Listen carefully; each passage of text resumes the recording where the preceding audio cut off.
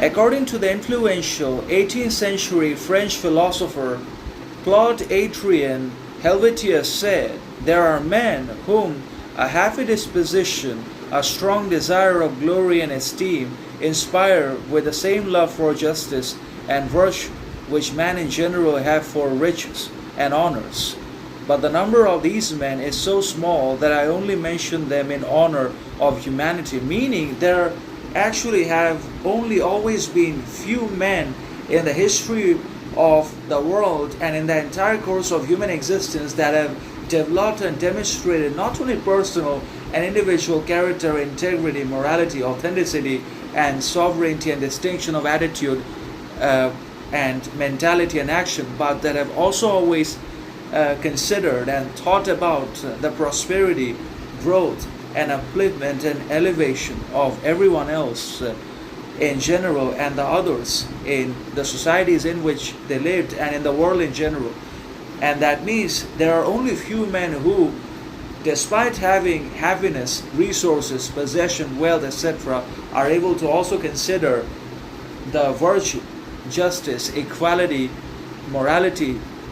liberty, freedom, and the other human rights for the other people in the society by being entirely unbiased, impartial, and by being entirely open-minded and virtuous and great and sovereign and individual, and not letting any external evils, societal criticisms, conditioning, or hypocrisies affect their character, influence their actions, or interfere in the development and in the execution of their great thinking and noble-mindedness. But the number of such men and women is very low in this world, which is particularly driven by mediocrity, madness, mayhem, monotony, and also by a sense of overwhelming greed, avarice, that obviously has led to deep economic, social, financial crisis, particularly for the poor, lower class, and working people in the societies and the world. And this greed and obsession and possessiveness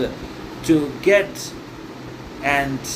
obviously more than one needs and than one deserves has also created an overwhelming and unbelievable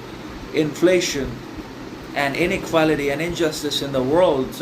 and also unequal distribution of resources, money, and income, particularly for the poor and weaker sections of people in the societies. And that is very unfair. But only the man of character, virtue, great